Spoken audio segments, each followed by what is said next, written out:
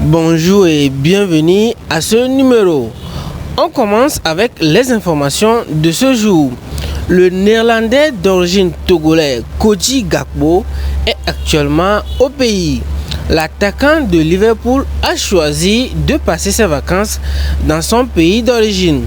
Selon les informations, le club anglais a choisi de donner au joueur de 23 ans une chance de s'installer dans son nouvel environnement avant d'être poussé à l'action. L'ancien buteur du PSV est arrivé hier nuit à l'aéroport Gnassingbé et Adema. Au programme, des visites et un match de gala au quartier Soviépe. Une bonne nouvelle peut-être pour les éperviers du Togo.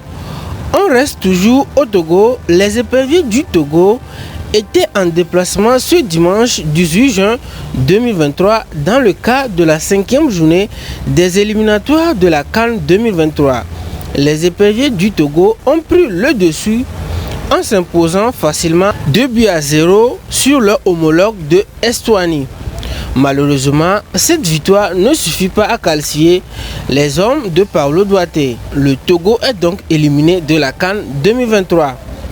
Toujours avec les informations, dans une vidéo de plus de 2 minutes, les Argentins ont fêté les 6 mois de leur victoire à la Coupe du Monde 2022 au Qatar, tout en se moquant de la France. On peut voir un chef français énumérer les ingrédients nécessaires pour avoir une 3e étoile.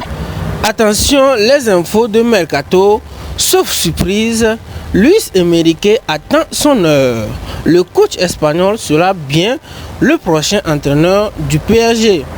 En attendant, l'ancien coach de l'Espagne passe du bon temps à Ibiza en famille. Il reste encore quelques détails à régler avant de valider son arrivée, mais selon les infos, il a fait une bonne impression lors de son entretien avec Nasser et Luis Campos. Les deux hommes ont été impressionnés par son charisme et sa volonté à faire bouger les choses dans le vestiaire.